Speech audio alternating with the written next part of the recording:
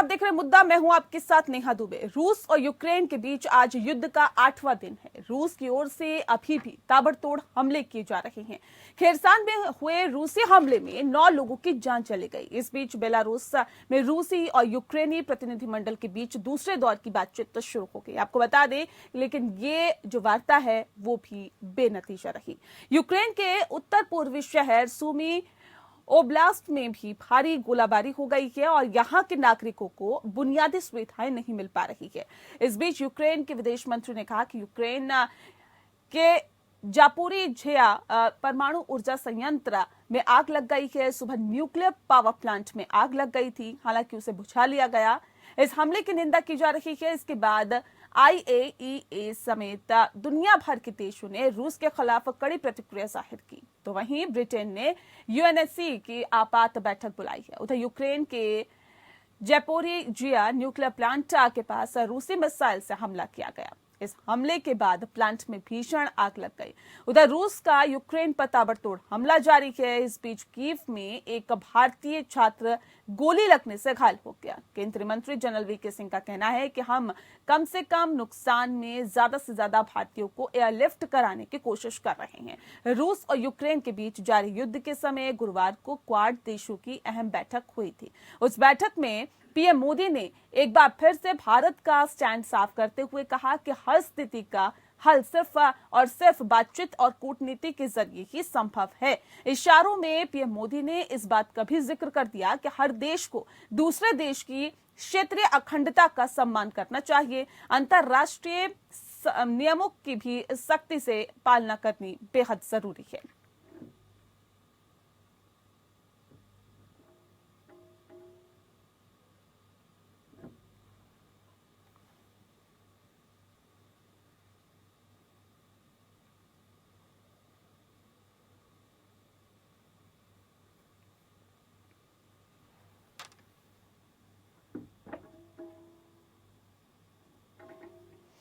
और चलिए इस विषय पे आज हम तफसील से चर्चा करेंगे। हमारे साथ खास पैनल मौजूद है, उनसे आपका परिचय करा देते हैं। सुरेश गोयल जी हमारे साथ है, एक्स डिप्लोमेट सर, बहुत स्वागत है आपका। मेजर जनरल SB अस्थाना जी हमारे साथ है, डिफेंस एक्सपर्ट है सर, आपका भी बहुत स्वागत है। सबसे पहला सवाल मेरा सुरेश गोयल जी आपसे है, क्योंकि जो हालात और जो स्थितियां बनी हुई है इसके मद्देनजर सुरेश जी, यूक्रेन पर रूसी हमले ने दूसरे देशों को अपनी अखंडता और सुरक्षा के प्रति सचेत कर दिया। भारत का क्वाड में इस बाबत स्टैंड नीतिगत तौर पर क्या सही माना जा रहा है? जी बिल्कुल सही बात है। अगर हम देखें जो कहा है प्रधानमंत्री मोदी ने क्वाड की मीटिंग में, पहली बात तो सबसे जरूरी अगर हम क्वाड की मीटिंग के संदर्भ में देखें तो उन्होंने कहा है कि जो क्वाड का तो एक क्षेत्र है, वो क्षेत्र है इंडो पैसिफिक। ये क्षेत्र जो हद है उसी क्षेत्र के मामले में इसकी बातचीत होनी चाहिए। इसका मतलब साफ है कि यूक्रेन में जो मिलिटरीली सिचुएशन है वो इंडो पैसिफिक का हिस्सा नहीं है और इसीलिए क्वाड के कार्य क्षेत्र में नहीं आती है। एक तो बात ये है कि उन्होंने कहा कि किसी भी हालत में किसी भी देश की सॉवरेंटी की और टेरिटोरियल इंटीग्रिटी की हिफाजत होनी चाहिए। यूक्रेन एक इंडिपेंडेंट देश है, तो यूक्रेन की जो संप्रभुता है और आंतरिक सुरक्षा है उसके ऊपर कोई कहीं से आंच नहीं आनी चाहिए। आखिरी चीज ये है कि क्वाड ने जो कहा, एक जो ह्यूमैनिटेरियन सपोर्ट देने के लिए जो पहले शुरुआत की थी कोविड के टाइम पर, कोविड की तरह से, तो वो चीज यूक्रेन के सिलसिले में भी चालू रहेगी जी। और जो क्वाड के देश हैं सब मिलकर के यूक्रेन को एक तरह से ये सहायता देंगे। तो बिल्कुल सही उनका ये पोजीशन थी, सही स्टैंड था। इसमें कहीं से कोई भी अलग हटने की गुंजाइश नहीं है। जी अस्थाना जी, आपसे मैं समझना चाहूंगी सर, क्वाड देश अमेरिका, भारत, ऑस्ट्रेलिया और जापान ने गुरुवार को कहा कि हिंद प्रशांत क्षेत्र को यूक्रेन नहीं बनने दिया जाएगा। ये ऐलान ऐसे वक्त में किया है जब यूक्रेन की तर्ज पर ताइवान पर चीन के हमले की आशंका जताई जाने लगी है। चीन ने अगर ताइवान पर हमला किया तो क्या क्वाड लगाम लगा पाएगा? अभी तक जो क्वाड का चार्टर है उसके मुताबिक उन्होंने कहते तो यही हैं कि भाई ये एक मिलिट्री अलायंस नहीं है, और ये बात आपने बिल्कुल सही पकड़ी है कि जब ये बोला जा रहा है कि इंडो पैसिफिक के अंदर उसको दूसरा यूक्रेन नहीं बनने दिया जाएगा, तो बात उसी के लिए है कि इंडिकेशन यही है कि भाई और जो संप्रभुता के ऊपर हमले हुए हैं, साउथ चाइना सी में हुआ है, और ये हमारे बॉर्डर्स के ऊपर भी जो पुराने एग्रीमेंट थे उनको तोड़ दिया गया, और अगर ताइवान में कुछ ऐसा होता है तो उसकी तरफ भी एक तरीके से इंडिकेशन तो है। लेकिन जो क्वाड की भूमिका है उसको ऑफिशियली तो यही कहा जा रहा है कि भाई हम मिलिट्री अलायंस नहीं है, लेकिन साथ ही साथ जो क्वाड में जुड़ी हुई मालाबार एक्सरसाइजेज होती हैं, वो मालाबार एक्सरसाइजेज इस चीज को जाहिर करती हैं कि जो क्वाड की नेवीज हैं ये आपस में ऑपरेट कर सकती हैं, और ये भी इस चीज को जाहिर करती हैं कि जो पोस्चरिंग हो रखी है साउथ चाइना सी में क्वाड की नेवीज की, वो पोस्चरिंग भी एक संकेत देती है। तो संकेत इस तरीके से जाता है कि हालांकि ये मिलिट्री अलायंस नहीं है, लेकिन अगर जरूरत पड़े तो अगर इंटर ऑपरेबिलिटी हो तो ये माना जाता है कि इंटेंशन जो है वो बदली हो सकते हैं ओवरनाइट, क्योंकि अगर आपकी कैपेसिटी मिलती है, इंटर ऑपरेबिलिटी मिलती है, तो इंटेंशंस भी बदली हो सकते हैं। जहां तक आपने क्वाड का सवाल पूछा, जाहिर है कि क्वाड में हमारा जो स्टैंड है वो पहले से यही रहा है। संप्रभुता की बात हम हमेशा सभी के लिए करते हैं, तो ये इसमें अकेला यूक्रेन की बात नहीं है, इसमें हमारी भी बात है, साउथ चाइना सी की भी बात है, और बाकी देशों की बात है जिनकी संप्रभुता ट्रैम्पल की जा चुकी है, चाहे वो इराक हो, चाहे अफगानिस्तान हो, चाहे बाकी के देश हो। अगर डेमोक्रेसी की बात की जाए तो डेमोक्रेसी भी वहां पे डेमोक्रेटिक गवर्नमेंट अफगानिस्तान में थी, उससे किसी ने कोई बात नहीं की। तो हालांकि इसको हम क्वाड के दायरे से दूर रखते हैं, लेकिन बात जो है वो सभी के लिए लागू है। और जेन्युइन एक हमारा ये भी स्टेटमेंट रहा है भारत का, लेजिटिमेट सिक्योरिटी इंटरेस्ट ये सबके देखे जाने चाहिए। अभी उसमें लेजिटिमेट सिक्योरिटी इंटरेस्ट में रूस का भी शामिल है, नाटो का भी शामिल है, यूक्रेन का भी शामिल है। तो भारत जो है, एक जो पोजीशन भारत की है वो पहले से ही कंसिस्टेंट पोजीशन है, हम कोई साइड नहीं लेना चाहते, और जो हमारे प्रिंसिपल्स हैं और जो हमारे उद्देश्य हैं हम उन्हीं के साथ चलना चाहते हैं। और मेरे विचार से ये हमारा सोवराइन राइट है, ये हमारी संप्रभुता है कि हम क्या चॉइस लेते हैं, और अगर हम ये और या चॉइस नहीं लेते हैं तो वो भी हमारा अपना राइट है। तो मेरे विचार से इस केस में हमने चॉइस नहीं लेने का फैसला किया। नेहा जी ठीक है। सुरेश जी, सवाल ये भी है कि यूक्रेन के अलग अलग शहरों पर अब लगातार रूसी हमले हो रहे हैं, लोगों की जानें भी जा रही है, जैसा कि हम लगातार देखते हुए आ रही हैं। ऐसे में रूसी सामरिक नीति पर भी सवाल खड़े हो रहे हैं, इसे कैसे आप देखते हैं सर? देखिए, ये तो जब ये रूस का आक्रमण शुरू हुआ यूक्रेन के ऊपर, और उस आक्रमण की भी एक बैकग्राउंड है, आप जानते हैं, मैं उसकी इतना समय नहीं है कि यूक्रेन जो है नाटो का मेंबर बनने के लिए एक तरह से इंसिस्टेंस हो रही थी, और उसको थोड़ा बढ़ावा भी दिया गया, और रूस को जो है यूक्रेन के नाटो के मेंबर बनने से अपने लिए खतरा महसूस हो रहा था। जो भी है, चलिए, उसके बाद में जब आक्रमण हुआ तो उसके बाद रूस का जो साइज है आर्मी का, तो एक उसने साफ साफ बता दिया कि इसके बाद में वो उनके जो 3-4 ऑब्जेक्टिव है वो ये है कि यूक्रेन नाटो का मेंबर नहीं बनेगा, जेलेंस्की वो प्रेसिडेंट बने नहीं रह सकते हैं, और यूक्रेन तटस्थ रहेगा, न्यूट्रल रहेगा, यूक्रेन का जो आर्मी वगैरह है डीमिलिटराइजेशन होगा। तो उसके बाद रूस की मिलिट्री के साइज देखते हुए ये पक्का मालूम था कि अल्टीमेटली रूस की फौजों के सामने यूक्रेन की फौजें ज्यादा दिन तक नहीं टिक पाएंगी। ये उनकी हिम्मत की बात है कि यूक्रेन की फौजों ने और यूक्रेन के नागरिकों ने जो भी सामना करने के लिए आए कि हफ्ते भर से ज्यादा उन्होंने सामना किया। एक तो बात यह, तो अल्टीमेटली ये तो होना ही था। दूसरी चीज ये है कि शहर जब जहां तक मेरे को मालूम चला है कि यूक्रेन के मिलिट्री एसेट अब वो खाली शहरों के बाहर ना रह करके शहर के अंदर है वो। तो रशिया भी शहरों पर अटैक करेगा उनको न्यूट्रलाइज करने के लिए। तो एक तरह से जो शहरों पर हमला हो रहा है दुखद है, लेकिन मुझको लग रहा था कि ऐसा तो होना ही था। बिल्कुल, लेकिन जी। इस वक्त जो निशाना बनाया जा रहा है वो परमाणु प्लांट को भी बनाया गया। अस्थाना जी, परमाणु प्लांट में आग के बाद परमाणु संयंत्र के आसपास के क्षेत्र में जो विकिरण का स्तर बढ़ा है, इससे क्या रूस का गैर जिम्मेदाराना जो हरकत इसे कही जा सकती है, ये रवैया सामने आया है?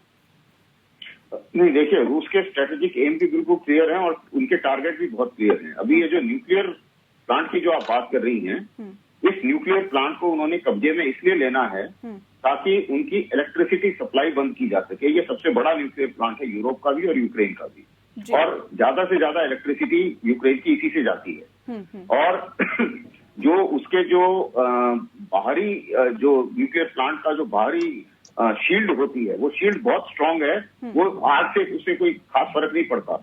और उन्होंने जो टारगेटिंग की है वो भी बाहर की तरफ की है जहां पे आग लगी है।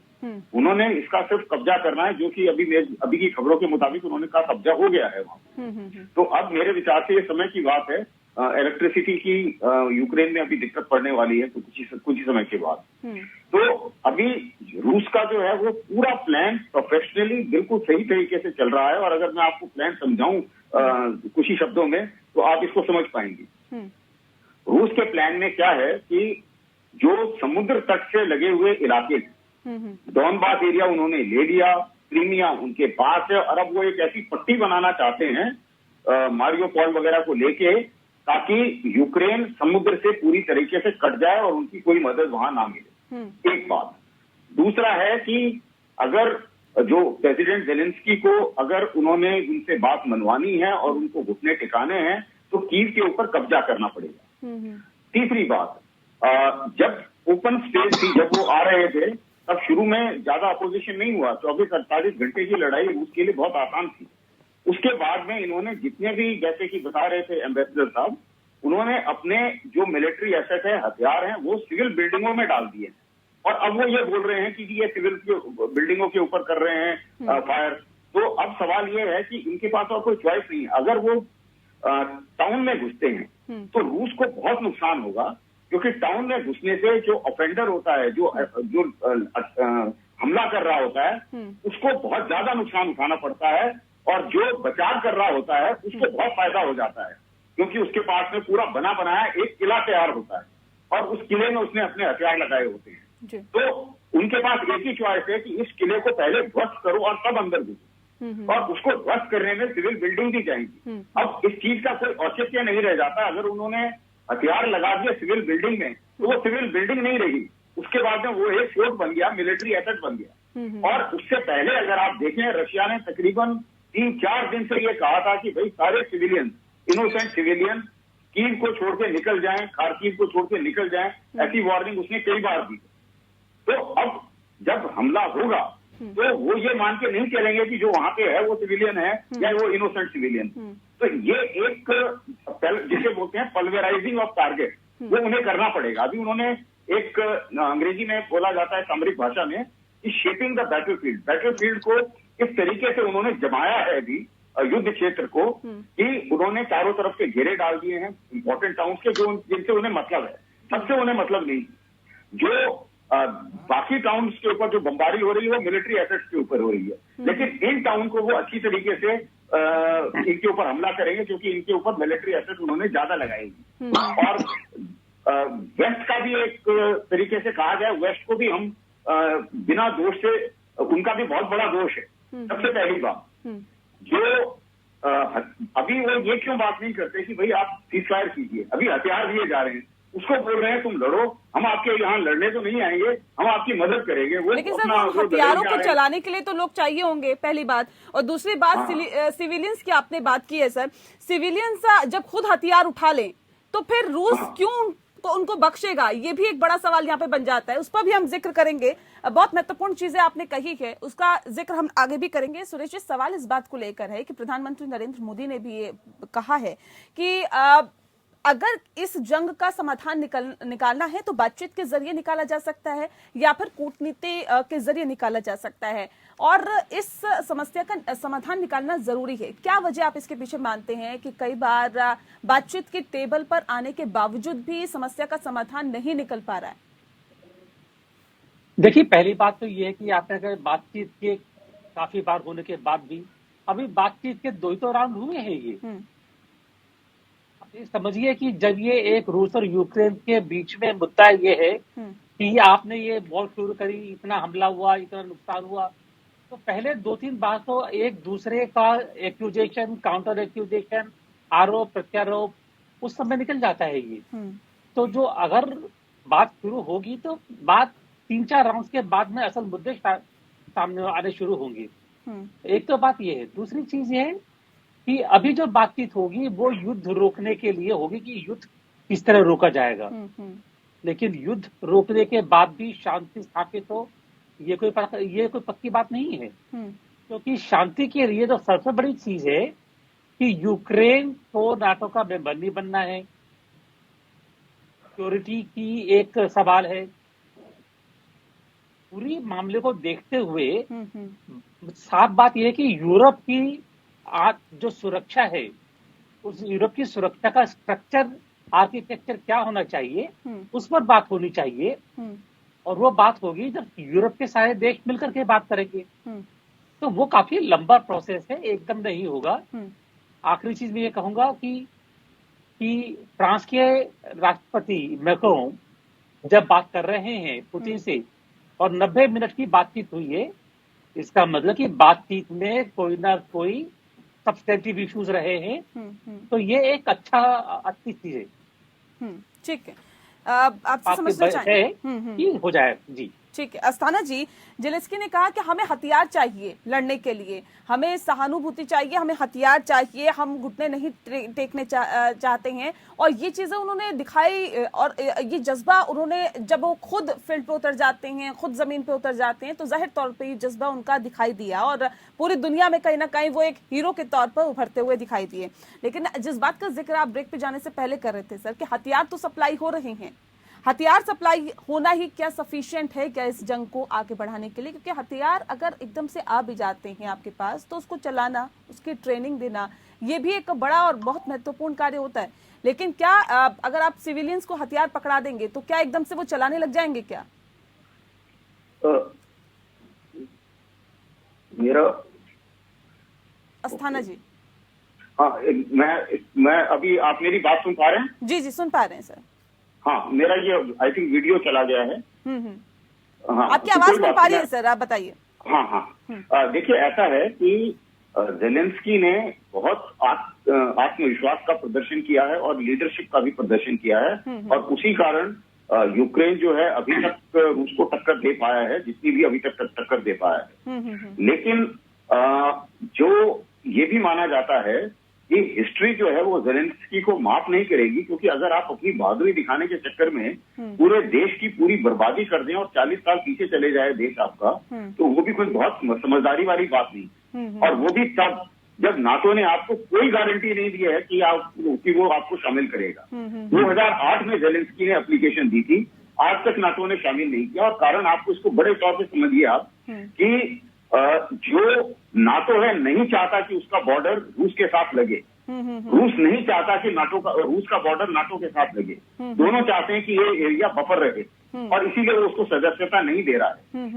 और यूक्रेन इसलिए भी इंपॉर्टेंट हो जाता है क्योंकि जो समुद्र का रास्ता है रूस का, ब्लैक सी और सी ऑफ अजोव से मेडिटेरेनियन जाता है, उसके ऊपर यूक्रेन बैठा हुआ है। तो इसीलिए पुतिन जो है वो उस रास्ते को, उस बेल्ट को सुरक्षित करना चाहते हैं, ताकि यूक्रेन भविष्य में कभी भी उनके जो ब्लैक सी में उनका जो जहाजी बेड़े हैं उनको कभी परेशान ना कर पाए, अगर नाटो वहां पे आने की कोशिश भी करे तो ये एक इक्वेशन है। लेकिन इसको समझना इसलिए चाहिए, जरूरी है कि इस लड़ाई से रूस फाइनेंशियली बर्बाद हो जाएगा।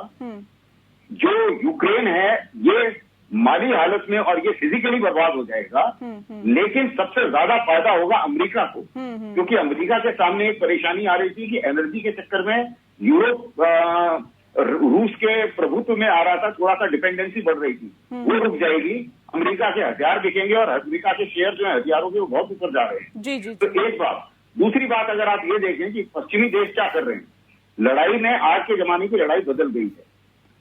सोवरेनिटी की जब हम बात करते हैं, संप्रभुता की, तो अगर रूस ने अपने फाइनेंशियल एसेट्स कहीं रखे हैं इंटरनेशनल ऑर्गेनाइजेशन में, उसको अगर सील कर दिया जाता है तो ये इकोनॉमिक सोवरेनिटी के ऊपर भी रूल बेस्ड ऑर्डर नहीं हुआ।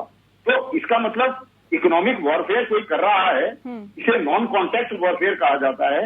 इंफॉर्मेशन वॉरफेयर किया जा रहा है कि पुतिन को विलेन बनाया जा रहा है और ज़ेलेंस्की को हीरो बनाया जा रहा है। जी जी जी। और पूरा वर्ल्ड का मीडिया उसी में लगा हुआ है। तो ये जो है ये एक बहुत तरफा और डिप्लोमेटिक वॉरफेयर किया जा रहा है, उनको बाइकआउट किया जा रहा है। एक बोला जाता है सॉफ्ट पावर कहते हैं, जैसे खेलों से उनको हटा दिया रूस को, तो उसको आइसोलेट करने की कोशिश की जा रही है। तो इन सब चीजों को मद्देनजर रखते हुए लड़ाई सब लड़ रहे हैं। सवाल ये है बस कि नाटो डर रहा है कि अगर मैंने अपनी आदमी जमीन पे उतार दी है तो रूस जो है वो किसी भी हद तक जा सकता है। अब एक बात जरूर है कि रूस और पुतिन जो है जब तक उनका एम पूरा नहीं होगा वो नहीं मानेंगे। वो काफी स्ट्रांग आदमी है और ये चीज का परिचय वो दे चुके हैं। उनके पास होने के लिए बहुत कुछ बचा नहीं है। और जो ये वेस्ट कंट्रीज हैं इनको अब ये मान जाना चाहिए, क्योंकि आप नाटो में उसको शामिल तो वैसे भी नहीं कर रहे थे। जी जी। सिर्फ उसके मुंह से यही बुलवा दो कि यार हम नहीं कहेंगे, तो उसके बाद लड़ाई बच जाएगी। कम से कम इतना जान माल का नुकसान जो हो रहा है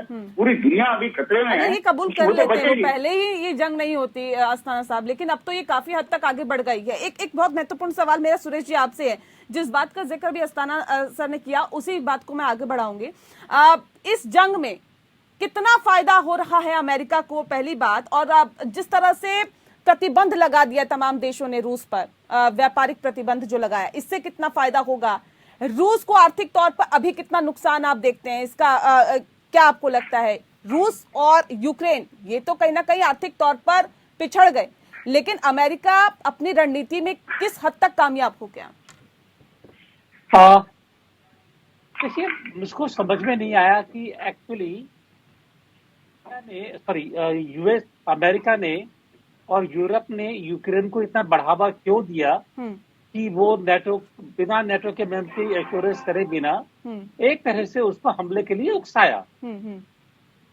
अब उकसाने के बाद में ये जाहिर है कि नेटो उसके लिए लड़ेगा नहीं, उसके सोल्जर वहां पर नहीं आएंगे। यूक्रेन अकेला लड़ रहा है।